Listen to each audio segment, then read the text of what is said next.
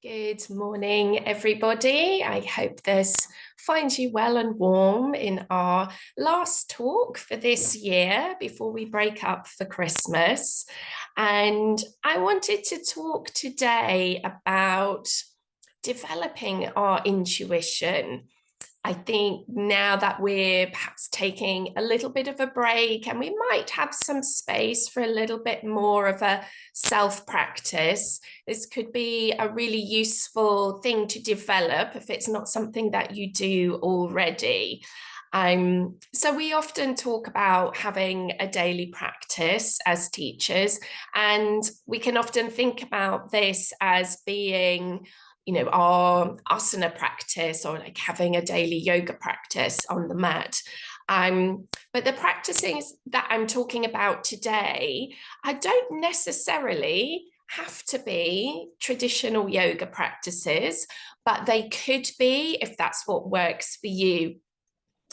So what we're looking at here is having a practice on a daily basis where we're really connecting inwards.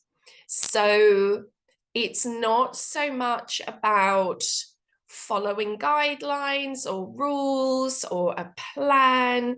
None of these things are wrong at all. But specifically for this practice, where we're wanting to connect inwards a bit more, connect with our intuition, it's much more self-directed.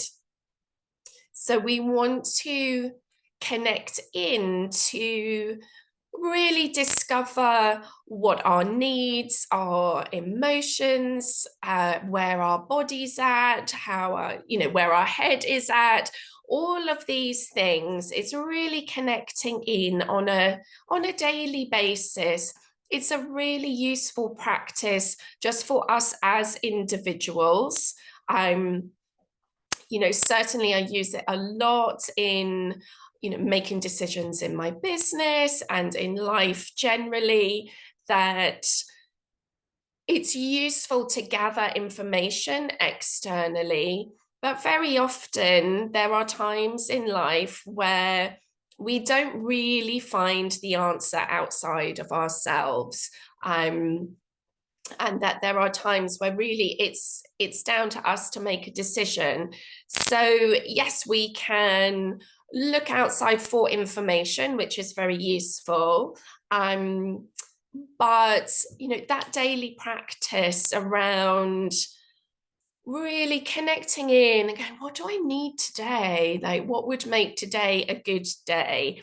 How do I need to be? What do I need to support me? What kind of yoga practice is going to be good for my body? What emotions am I feeling? Because often there are layers, and things can be a little bit hidden from the surface.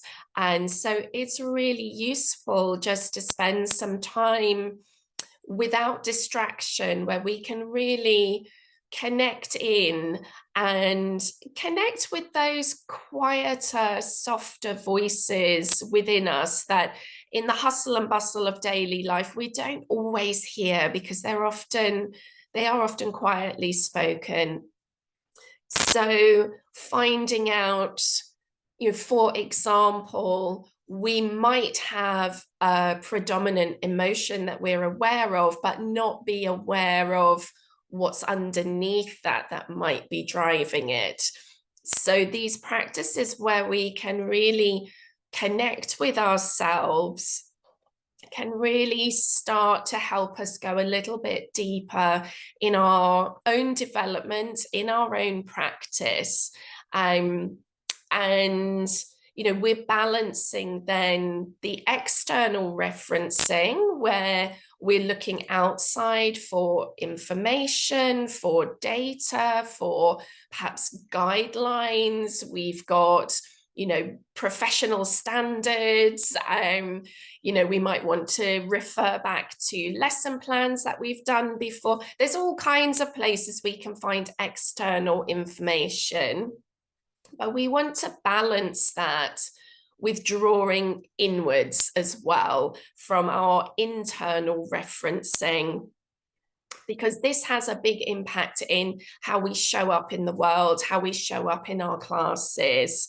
And as I was saying, you know, a lot of the time, some of the decisions that we have to make or the questions that we're asking, you can't find the answer in a book somewhere. We often just have to find that answer within ourselves. And we don't want to get to perhaps a crisis situation or a big thing, which can be really overwhelming. Having not built a little practice where we can trust our, you know, our gut feeling or our instinct. So having this daily practice of connecting inwards is just going to build that muscle. It's building our intuitive muscles so that when we need it, it's there. We've built that relationship with our inner self that we can start to trust in the moment, our intuition, our insight, our gut feeling, however you like to, whatever terminology feels right for you, that we can start to trust that a bit more. And so we're balancing the two. I wouldn't say to never do research or read books. You know, obviously we need those things as well. And, you know, it's that yin yang, you know, the moon, sun, the masculine, feminine, all of these balancing things. But what I notice in our world more, and in Western culture generally, it's a lot about external things. It's a lot about listening to experts, reading books, going on courses, looking at data, kind of looking outside. And all of those things are really valuable and important. But there's been a downplaying or even a derision of our intuitive knowing. And those are really important things when it comes to, you know, maybe interpersonal relationships, you know, and that sort of crosses over into how we're teaching as well.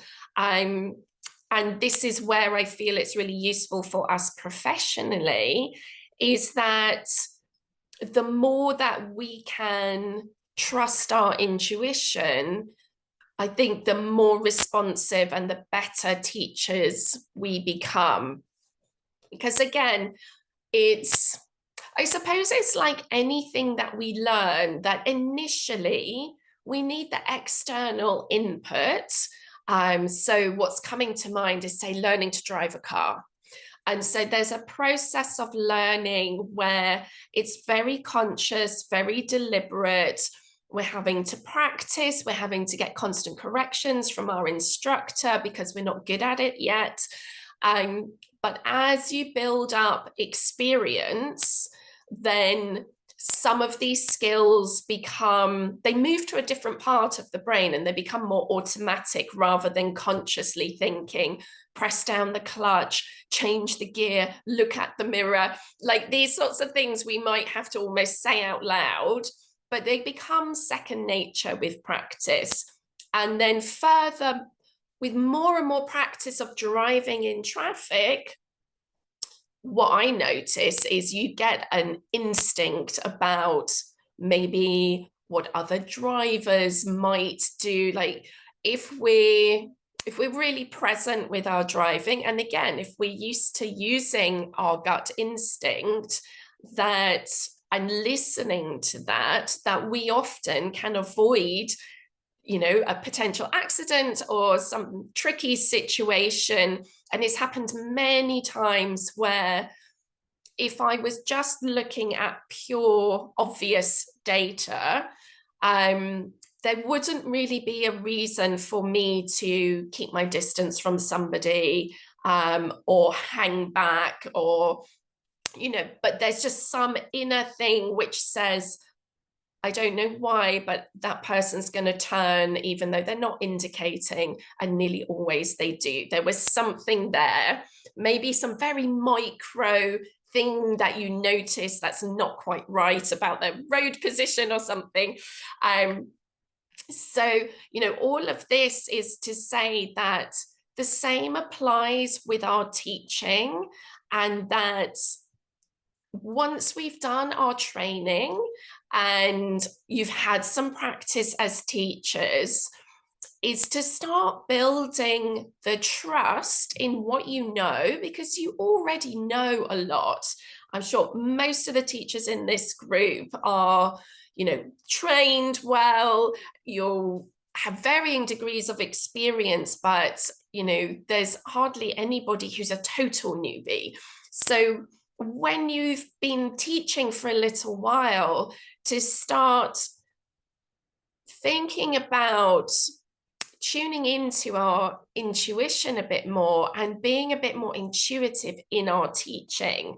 And I bring all this up because I feel it's a really important skill when we're working with people with cancer, that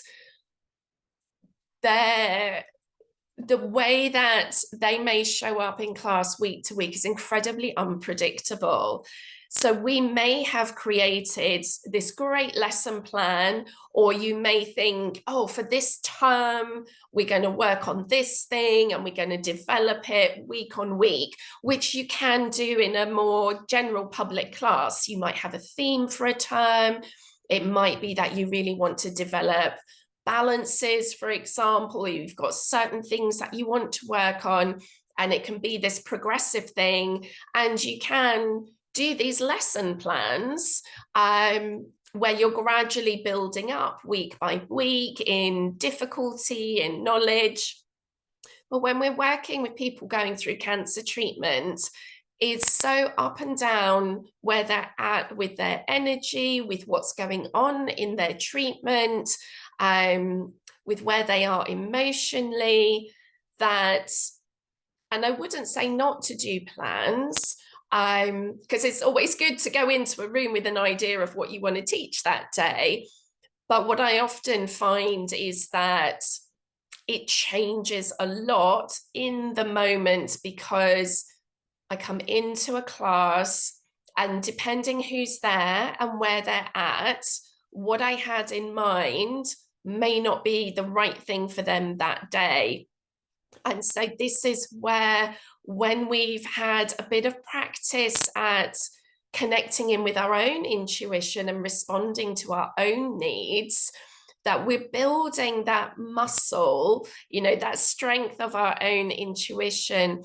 And when we're used to feeling into our own energy, our own emotions, it makes it easier for us to connecting with other people. And partly because, as humans, we're very influenced by other people. So the more sensitive we are to our own emotions and our own energy, the more we will pick up what's in the room, because our energy and mood in a subtle way is going to be affected. So we can start to feel like, oh, is the energy just a bit, today, is it a bit heavy, a bit low, maybe slightly sort of depressed feeling, or walking into a room and just feeling like it's a bit agitated, like there's some fidgety, stressy tension.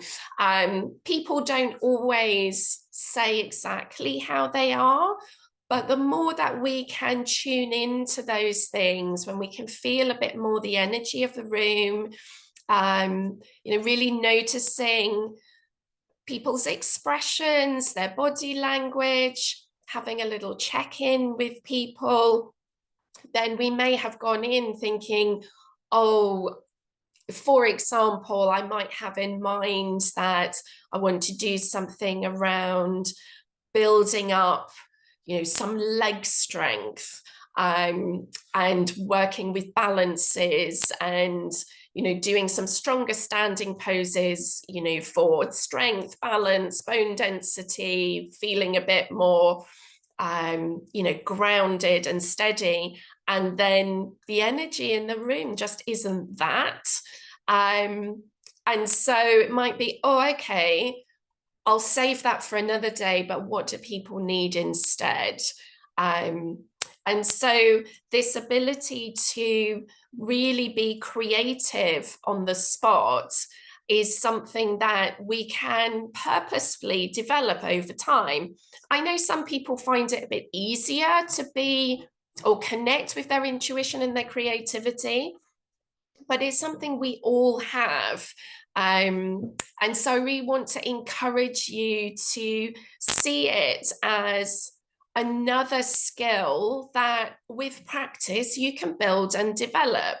Because I have heard people say, you know, oh, I don't feel like I'm especially intuitive. So, you know, I really like to have my written out lesson plan. And by all means, have what works for you as a teacher. But there's something really lovely about getting to a place where you can be really responsive in the moment, because there's a lot of joy that comes from seeing how people feel different by the end of class. You know, if we start off with that kind of heavy energy and, you know, perhaps a lot of fear or a sense of hopelessness or something that just feels not great, that we can give space for that and work with that and gradually transform it through a class. So by the time they leave, they've had an opportunity to process some of what they're going through. And when we are a bit more fixed in, well, I've done these plans, they still will get a lot of benefit from the class, but there could have been an even deeper level of benefit from that class when we're really able to connect with people and see where they're at and respond to their needs. But that's hard to do if we never do it for ourselves. It's a bit like, how would we teach yoga if we don't really practice any yoga asana or meditation or breathing practices? You know, we can only teach and share what we know and embody and experience in ourselves. So this is why I want to encourage everybody to have a regular practice of checking in with yourself. And this can take many different forms. It doesn't have to be that it's a very formal traditional yoga practice, but if that works for you, then absolutely do that. I know some people have a regular meditation practice, and that might be in a very traditional way of, you know, getting into your seated pose and closing your eyes and doing whatever meditation practice works for you. But it might be that it becomes a separate practice, because there are so many different kinds of meditation practices, and some of them are maybe about transcending ourselves rather than really connecting into the body. It might be that it's journaling. It might be kind of freestyle art. I know some people just have a lovely pad of plain paper and lots of pencils and felt tips, and they just free draw the colors and shapes that connect with how they're feeling. It could be a looser movement practice. So not necessarily, for example, doing our sun salutes. It might be a bit more like something like 5 rhythms or ecstatic dance, you know, just see, how does your body want to move? What is it you're feeling? What is it you need? For me, I quite like walking as well, that we could do a very mindful walking practice where I can just, again, check in with, you know, what am I feeling? What are my needs today? And sometimes it can then go into bigger things. So when we're so at the moment, I'm thinking a lot about my plan for next year. So I'm wanting to check in regularly and let things kind of percolate for a bit, and have some ideas and go, oh, what about this? How would I feel if I stopped doing this thing? Is that the right thing to stop this thing or to start a new thing?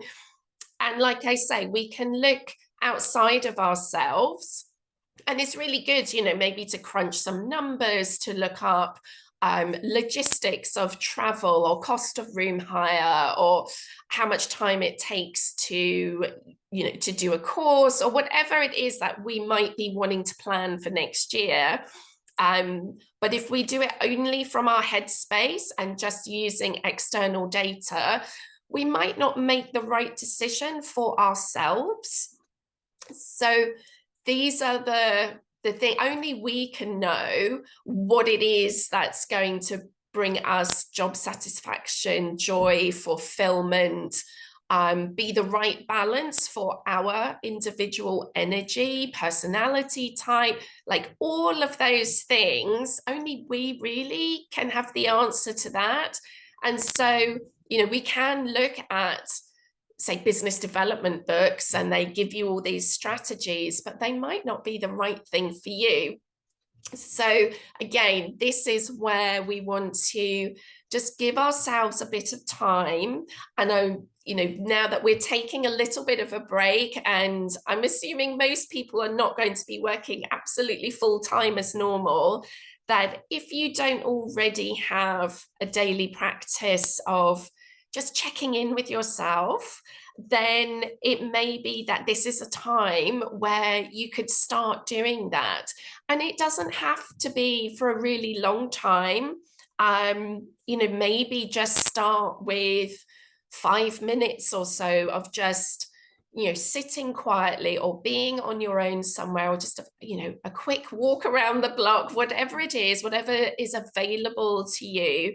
But just where you don't have external distractions, we're not listening to the radio or music or what have you, but just really listening in to those quieter voices about, how do I feel today? What's going on for me? Because we so often, and I know I do it. If I don't do my check-in, it's like, right, I've just got stuff to do. And you can get up and almost bulldoze yourself through a day because you've just got stuff that you have to get done, without really checking in about where your energy's at, where your emotions are at, where you're at in your cycle, if you cycle.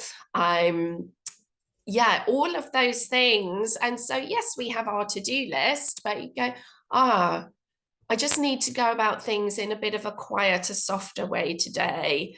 Or it could be, I'm feeling really on fire, so I can double up on everything and get loads of stuff done so I can rest another time.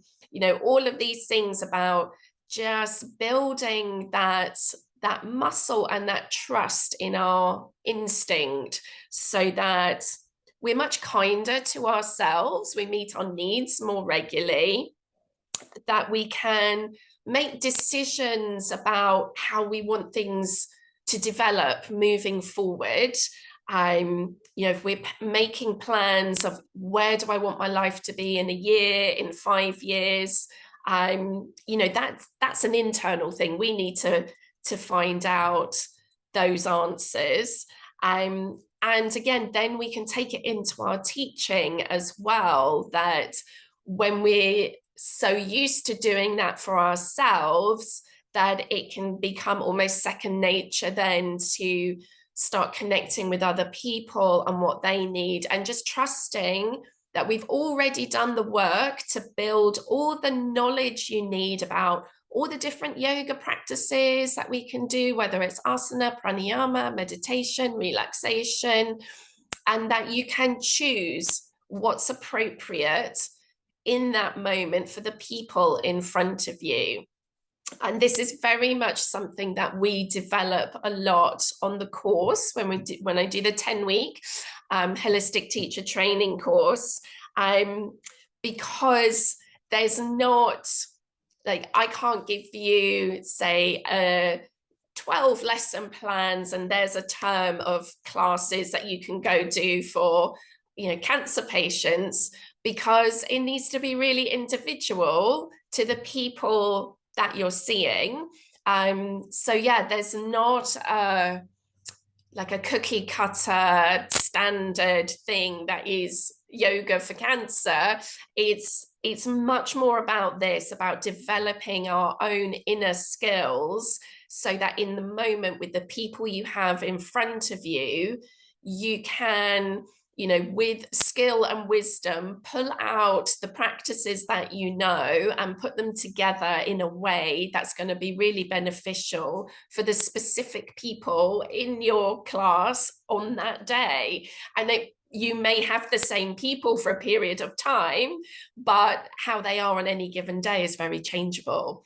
So it's building this sort of intuitive adaptability within our teaching that makes it so much more rewarding and so much more effective. So lots to think about there. I really, for me, I have found it's been a really useful practice to make some good decisions for myself, and I see how it's improved my teaching as well. So it's a win-win all round. So yes, do, if you can, have a go at having a regular practice. You might need to try a few different formats and see what's the one that works for you. Like I say, it could be a form of meditation, or you could go into like a deep relaxation and then connect with something. It might be journaling, it might be more movement based. So see, maybe experiment a little bit if you have some space to do that over the holidays. See what works for you, see what would be sustainable, what's something that you could do when you're back in your regular full-time normal everyday life. Like, what's a little thing that you could do to check in with yourself every day that's going to be really manageable, so that you can keep it up? We don't want to set ourselves up for failure by making something too onerous or too difficult. Just keep it, short and simple and easy. And I believe that you're going to see great benefits from that. So for now, I'm signing off. I hope that's been helpful for you. Thank you, Christine and Samantha, for watching live with me. Lovely to see you here, and wishing everyone a really lovely Christmas, Hanukkah, solstice, New Year, whatever it is that you celebrate. And I look forward to seeing you next time. Take care.